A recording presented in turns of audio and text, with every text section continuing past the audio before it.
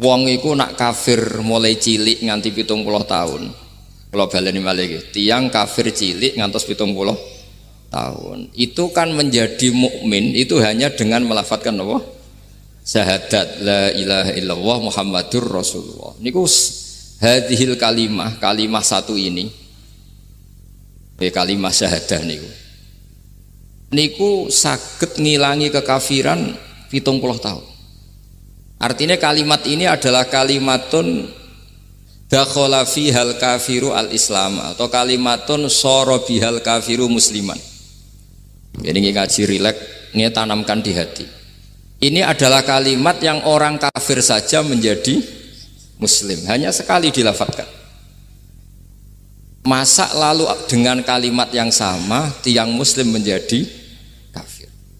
Nah, itu membuatkan ketemu akal. Makanya madhab takfiri, madhab gampang mengkafirkan orang itu jelas madhab yang enggak ada rujukannya sama sekali, enggak ada pegangan ilmiahnya sama sekali. Wong kafir wae dadi Islam, mosok wong Islam dadi kafir. Mau perkara tahlilan ning kuburan.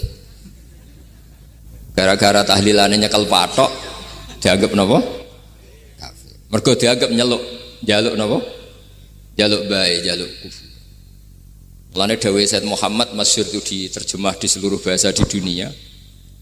Wong-wong sing ngafirno iku mbok yo sekali-kali nginceng iku ngrungokno. Lho kula nu sampean tahlil iku yo ora seneng. Kadang sing tahlil iku yo rada kurang ajar. Kula niku yang ben nak mati, nak sing tahlil nang Jepone ora seneng. Mergo yo rada sombong lah wong tahlil iku yo kadang rada sombong. Misale ngaten, kula kiyaine jenengan. Dongane ngene, ya Allah, ini guru saya. Ingkana muhsinan fazid fi ihsani. Kalau dia baik itu ya tambahlah kebaikannya. Mosok murid muni gurune baik itu kalau itu kan ngenyak uang. Kene soleh-soleh permanen dianggap napa. Jadi dungane itu ngeper ingkana muhsinan fazid fi ihsani. Wa ingkana musian fatajawaz anhu. Misalnya kalau dia orang buruk, kalau beliau orang buruk yang kau maafkan. Maka orang-orang di luar sana yang mengatakan andekan tahlil itu baik pasti dilakukan sahabat, itu logika yang keliru. Sahabat gak mungkin kan nahlili Kanjeng Nabi ngendikan ingkana musinan sido kafir ngoten nggih mboten. Lah wong Kanjeng Nabi kok apike di ngendikano ingkana ini kok kafir. Wong Nabi kok ingkana andai. Saiki pertanyaannya gini, kita sebagai kiai, sebagai guru, ku murid nak tahlil ya rada kurang ajar sithik. Wong gurune kok diomongno ingkana musinan ambek ingkana musia. Nah pertanyaannya gini, lepas dari kowe rada kurang ajar lah. Dalam tahlil itu rada kurang ajar karena nyebut guru ora qad kana musinan tapi ingkana musinan. Mestinya kalau sampean sebagai murid kan menapa qad kana musinan. Guru saya benar-benar orang baik, bukan ingkana andekan orang baik. Tapi ada satu kepastian bahwa ini tidak minta sama mayit. Jadi tujuan kalau kita minta mayit itu salah sama sekali. Wong kita datang ke kuburan malah memintakan ampunan untuk mayit. Kok iso darani njaluk iku piye? Ya mergo mau didelok kok adoh ketoke ngatong ya berarti njaluk. Lah ya wong fatwa kok mau berdasar inceng-incengan kok adoh niku ora jelas ya fatwa ini. Paham gitu. Terus jenengan kudu yakin, ainul yakin bahwa mazhab kita itu yang benar, bahwa tahlilan di kuburan tidak kafir karena tidak minta ke mayit, malah memintakan untuk mayit atau memintakan ampunan untuk mayit. Cuma redaksi sing rondok-rondok ngoten niku dikurangi lah.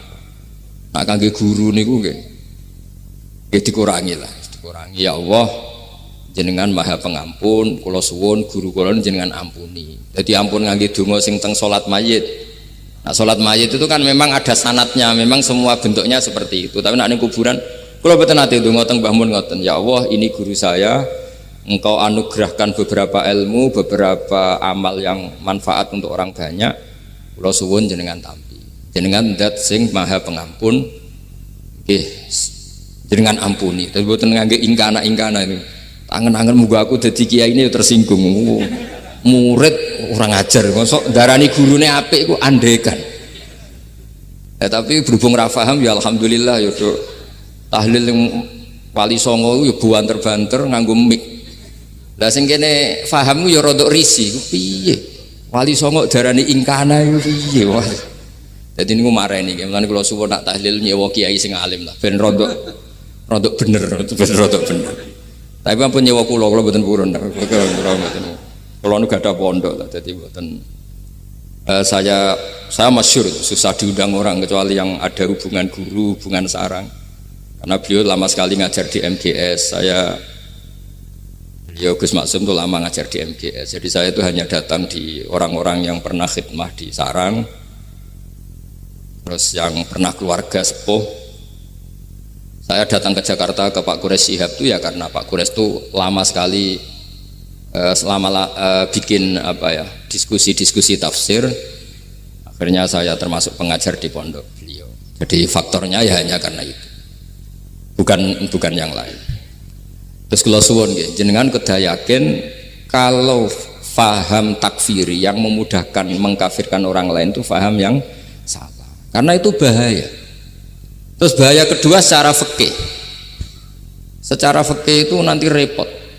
Kalau nanti di salah satu seminar itu sudah mau zuhur, ketemu satu narasumber yang gampang mengkafirkan orang, itu separuh masjid kebetulan mereka banyak yang bisa ngaji itu terus nggak sholat zuhur, Tanya sama mereka, lu kok tidak sholat zuhur ini sudah masuk waktu? Kan sholat hanya wajib untuk orang muslim, kita akan kafir.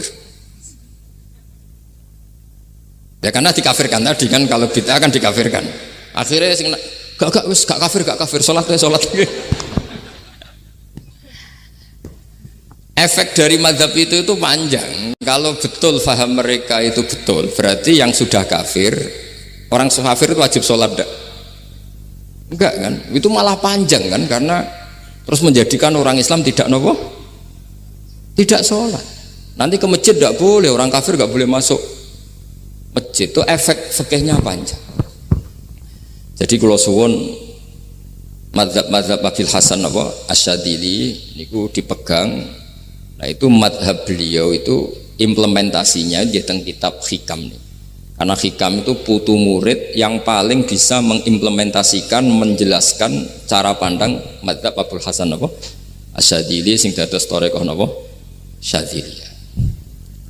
Terus ketiga, itu cara pandang itu detail itu jelimet. Mesti sampean ora kepikiran. Misalnya begini, ketika ada orang salah jenengan marah, itu sebenarnya karena salahnya apa karena hal yang lain? Normalnya orang itu berpikir karena salahnya, itu keliru cara Abul Hasan Asyadzili. Pasti kamu marah itu karena ada hal lain. Misalnya kayak pembantu elek kriting mecahno gelas, mesti langsung gua amuk. Alasannya mecahno gelas. Tapi nek sing mecahno iku wong ayu, kowe iso ngamuk. Kowe iso ngamuk wong ayu. Mecahno gelas lah. Kok gelas lemari, rasa gelas. Sama. Kamu janjian sama orang, wongnya nyulayani janji, mesti mbok maki-maki. Katanya jam 10 kok udah datang gini-gini. Nah, tapi kalau yang terlambat itu wong sing ngutangi kowe iso ngamuk orang sing ngutangi kowe. Atau sing terlambat itu komandannya, atasan kamu. Atau kiainya. Nah, artinya gini, ketika kamu marah atas nama terlambat, itu sebetulnya karena terlambat atau karena hal lain.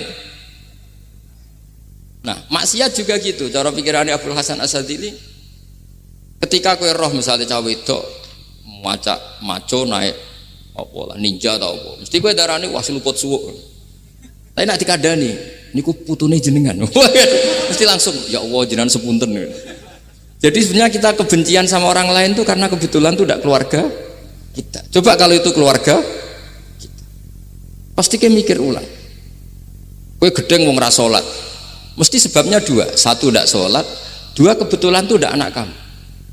Kalau itu anak kamu pasti istighfar berhari-hari untuk dimaafkan Allah, bukan maksud no. Tapi kalau orang lain kowe, pertanyaannya sebetulnya kamu benci itu karena tidak sholatnya apa karena plus dia tidak anak kamu? Nah itu pikirannya Abul Hasan Asyadzili. Kowe ngamuk itu gelas pecah, itu perkara itu pecah gelas apa plus yang pecah elek. Nah itu pecundang kita, itu cara pikiran Abul Hasan Asyadzili. Kita ini pecundang itu enggak fair, kenapa? Betul fair. Nah itu terus beliau Di antaranya punya cerita Nabi Ibrahim itu pernah diangkat ke Allah di alam malakut. Di alam malakut, kemudian ini ada di kitab Hikam juz 2 halaman 4 yang di bab ini yang saya baca. Ini cerita terakhir nih, bantu pun sampai tak ngaji suwi-suwi ra mesti paham aduk sediluk. Nak sediluk kan dia alasan, kenapa ora paham? Salah Gus Pak ngulangi sediluk. Lah nak suwi sampean ra paham malah ribet kan? Diulang suwi ra paham goblok tenan berarti kan gitu. Nah ini untuk menjaga harkat dan martabat niku ngajine sediluk mawon dan takoki malaikat. Kenapa ora paham? Salah Gus Pak ngajine sediluk. Jadi duwe napa? Alibi lah gada napa? Pembelaan. Nabi Ibrahim itu diangkat di alam malakut. Karena beliau seorang nabi melihat orang maksiat, ditanya sama Allah, ya Allah, itu orang-orang maksiat itu makan dari rizkimu, menempati bumimu dan semua fasilitas engkau bikin. Lalu menurut kamu gimana Ibrahim? Ya bunuh saja, matikan saja. Sama Allah dituruti. Melihat lagi ada maksiat yang berbeda, selalu Nabi Ibrahim usul itu dimatikan. Jadi Ibrahim pernah jadi garis keras lagi, keras sekali. Lalu suatu saat Nabi Ibrahim itu disuruh nyembelih Ismail. Disuruh nyembelih apa? Ismail. Bareng disuruh nyembelih Ismail, Nabi Ibrahim tanya, ini anak saya ya Allah, ini samratu fuadi, ini buah hati saya, kenapa engkau nyuruh menyembelih? Sejarah ngetikane pangeran, apa kamu tidak ingat ketika tak angkat di alam malakut beberapa hambaku kamu usul supaya tak bunuh? Cara Jawane, cara Jepone kuwi ora rasane dadi aku. Aku iku pangeran sing gawe aku enak wae usul-usul kon mateni jare. Saiki gentenan, saiki anakmu sembelih. Rumangsamu dadi pangeran gak sayang mbek kaula. Kowe tak dadekno nabi ku kon dakwah ora kon mateni. Nabi Ibrahim nangis. Nah inilah perbandingan bagi kita. Sebenarnya saat kita benci maksiat, itu sebetulnya di hati kita itu tidak hanya maksiat, kita ada dak fairnya, plus itu dak orang yang terkait dengan kita. Jika misalnya mau wangkel, misalnya penyanyi sing piye mau wangkel, suatu saat penyanyi ku WA aku, masa ya gelem dadi bojomu, hilang mangkelmu kan. Jadi pecundang, kita ini sebetulnya pecundang. Nah, syukur-syukur memang makom kamu sudah tinggi, memang benar-benar benci karena maksiat, paribasane wayu gelembok rabi tetap mangkel. Tapi saya tidak yakin soleh-soleh seperti ini imannya sampai seperti itu, tidak yakin. Dan saya kalau yakin begitu berarti keyakinan salah itu salah dan bodoh itu, karena itu nggak terbukti. Makanya ini kitab baru kalian, kitab Hikam, karena ini acara ngaji Hikam kula waos sedikit mawon kula waos ini jawabannya Nabi Ibrahim ketika disuruh nyembelih Ismail teng halaman 4 juz 2. Allahumma hadza waladi wa samratu fuadi wa ahabbun nasi ilayya fasami aqa ilan yaqul ama tazkurul lailah allati sa'alta fiha ihlaka abdi awama ta'lamu anni rahimun bi ibadi kama anta syaqiqun bi waladik. Jadi Ibrahim, anak kamu sembelih. Kata Ibrahim, ini enggak mungkin Gusti, ini buah hati saya, kenapa engkau minta ini tak sembelih? Apa kamu tidak ingat pernah mengusulkan saya menghabisi sekian hamba saya? Kalau kamu bisa sayang anak kamu, saya juga sayang hamba-hamba kue nak we. Mikir. Jadi makanya kalau suwon kita ini hidup harus insaf. Nak kira dia duit, iku yo mangkal tenan loro tenan. Terus bojomu mbok kon sabar pas kue ra ngekeki duit, iku yo ora fair. Wis ben-ben ngamuk. Satu kelihatan cerdas. Memang kondisi nggak punya uang itu harus ditanggapi dengan marah, masa diapresiasi. Pinter mas kowe saiki dadi wong zuhud. Wah ya ribet kan, wes jos mas sampean saiki ra duwe dhuwit, sampean dadi wong zuhud, wong waro. Tapi udah mati bareng saiki. Jadi sebetulnya Allah bikin emosi itu andaikan boleh dibahasakan wis dipikir. Walau la dafwa inna safa'dhum bi ba'dil fasadatil. Jadi bumi ini sebaiknya itu diisi dengan sekian perbedaan. Tapi tidak konflik loh, perbedaan dengan konflik itu beda. Saya ulang lagi, bumi ini sebaiknya diisi dari sekian apa? Perbedaan, karena justru itu bagus. Saya itu berkali-kali bilang, andaikan tidak ada pikiran kedua, ini dunia ini sudah rusak. Harus ada pikiran kedua. Misalnya ono wong kok terlalu apik mbek kanca, mesti bojone sambat, wong gak men ngopi mbek kancane ra tau ngapi mbek bojone. Tapi kalau ngopi mbek bojone terus, mesti kancane sing sambat. Wah, jok rabi lali kanca. Ribet. Manusa itu ribet. Kados kula dugi mriki ini hormat Gus Maksum. Nggih mungkin tok ganjaran. Tapi untuk dosa sidik-sidik ninggal pondok. Jadi ya sudah. Ya mau tidak mau karena memang hidup itu tidak banyak pilihan. Ada orang sering ibadah di masjid sholat itu ya bagus. Tapi dia pasti tidak baik dalam sistem sosial. Umpama wong soleh kabeh ning masjid itu donya akeh sing mati. Karena tidak ada tim SAR paling murah. Loh iya kan, wong kecelakaan itu penolong pertama itu orang yang di masjid apa sing tukang ning dalan-dalan. Artinya sing ning masjid iktikaf mesti ra duwe ganjaran nulung wong kecelakaan. Artinya ada kebaikan yang pasti nggak bisa dilakukan orang yang sedang di masjid. Andai kan yang di jalan tuh orang-orang soleh itu wah dunia sebaldatun thayyibatu warabun ghafur. Loh ya betul. Nabi pernah ditanya sahabat, ya Rasulullah kita ini senengane ngegeng di jalan. Ya kata Nabi ya sudah nggak apa-apa asal a'tut thariq haqqaha. Ya kamu memberi haknya jalan. Apa itu? Amar ma'ruf nahi mungkar. Maksudnya nahi mungkar gini. Misalnya di bus itu ada orang soleh mayoritas, itu sing nyopet ya wedi mergo mesti ditabuki wong akeh. Kalau yang di perapatan wong soleh kabeh sing beda wedok ya isin. Mergo sing perapatan wong soleh kabeh. Lah masalah iki ra soleh kabeh, mari ribet kan gak soleh kabeh. Jadi sebetulnya Indonesia itu aman kalau yang di jalan tuh soleh semua karena perempuan lewat gak diganggu. Ada copet gak berani, semuanya aman. Maka di Islam itu menyebut kebaikan itu jumlahnya banyak sekali. Tidak bisa kamu wah hebat-hebatnya wong sing nang masjid terus, tidak bisa seperti itu. Andai kan semua orang di masjid, nah ono kecelakaan pertama yang nolong siapa? Nah ono wong golek alamat tuh takok sapa kabeh ning jero masjid. Ribet kan? Nah, makanya ini Quran bikin aturan wala taq'udu bikulli siratin tu'iduna wa tasudduna an sabilillah. Yang enggak boleh itu duduk di jalan sambil mengganggu atau mengancam hal-hal yang baik. Tapi kalau duduk di jalan justru membantu hal-hal yang baik, maka ini disyariatkan oleh Islam. Jadi ini kita harus mulai mikir ya. Jadi walhasil ngendikane kitab hikam, bayangkan yang maksiat itu anak kamu, istri kamu. Pilihan kamu itu memaafkan dan minta dimaafkan oleh Allah. Tapi ketika orang lain kamu minta supaya dilaknati Allah, ini tidak fair. Jika kita diajari guru-guru kalau minta ampun ighfirli wali walidayya wali jami'il muslimina wal muslimat, masih dikata wali jami'il muslimina al muslimat wal mu'minina wal mu'minat. Itu filosofi yang luar biasa, kata jami' semuanya ya Allah engkau maafkan. Bukan keluarga saya tok, siapapun yang berkontribusi terhadap Islam ini engkau maafkan. Begitu juga di muqaddimah khutbah kula suwun harus ditradisikan wala alihi wa sahbihi ajmain. Kata ajmain ini kata pembeda. Mungkin orang baca hanya rutin, tapi kita yang nekuni ilmu, ajmain ini kata kunci.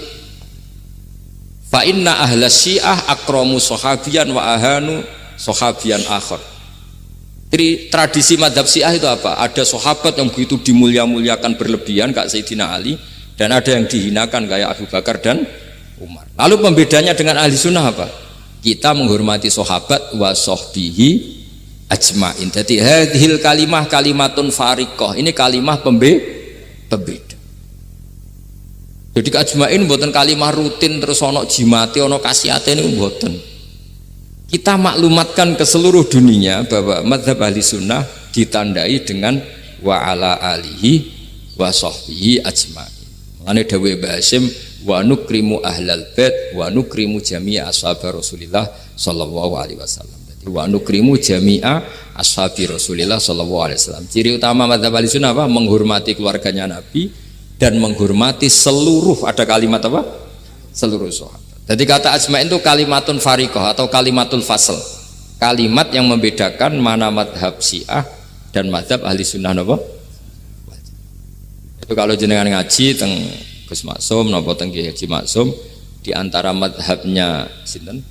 Nabi Ibrahim yang diceritakan Abul Hasan apa? Asyadili, kebencian kepada maksiat, kita semua pasti benci maksiat. Tapi gak fair kan, yang satu kamu laknati, yang satu kamu doakan. Ujung-ujungnya apa?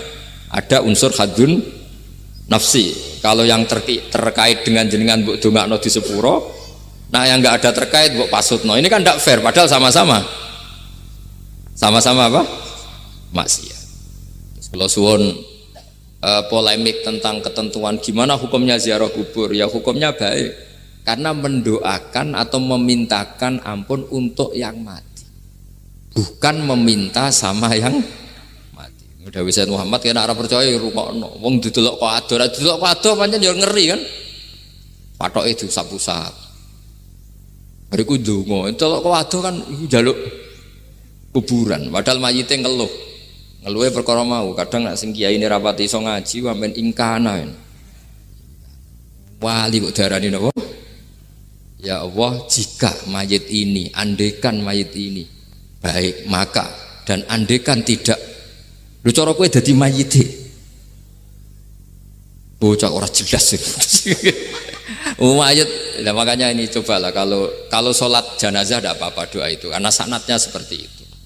Ya, kalau doa guru ya diatur-atur yang baik lah, langsung mawon ya ghafiratunu wal khotiat gini-gini, saya mohon beliau amal baiknya jangan terima, amal buruknya jangan ampuni, karena guru juga manusia tidak nabi.